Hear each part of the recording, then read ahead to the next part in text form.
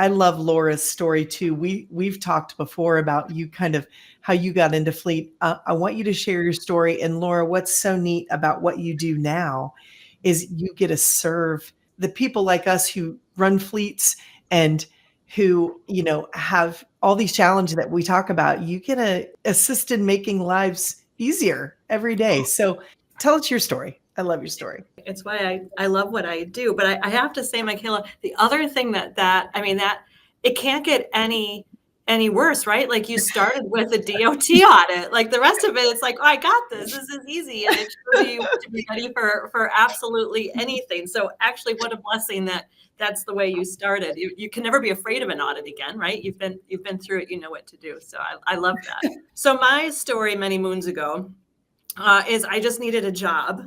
And I applied at MK was the first place I worked 10 years. I was at MK a little shy of 10 years.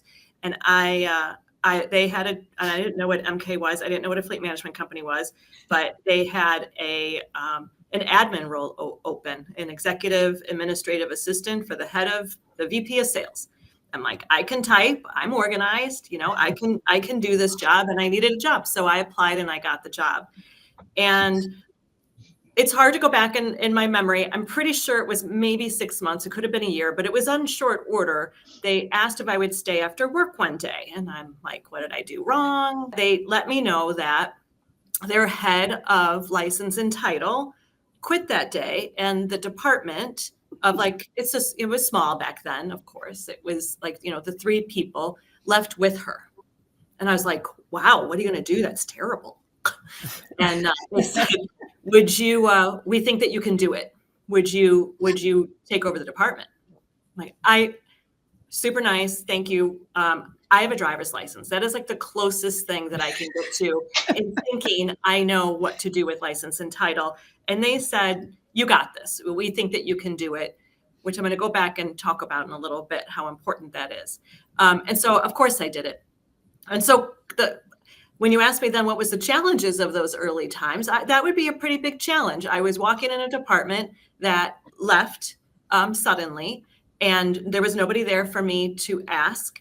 And then I had to go just like desk to desk and do forensic license and titling to understand what was there, what was open, and then be able to figure out what do we need.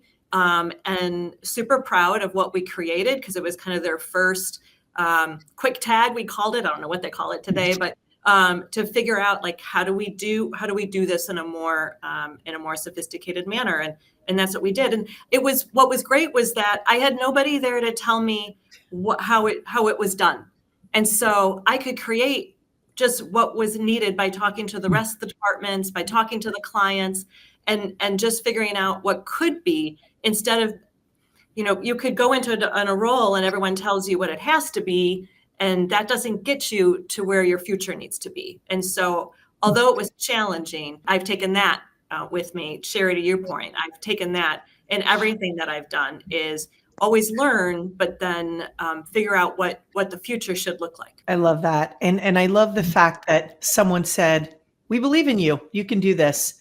And that's so important.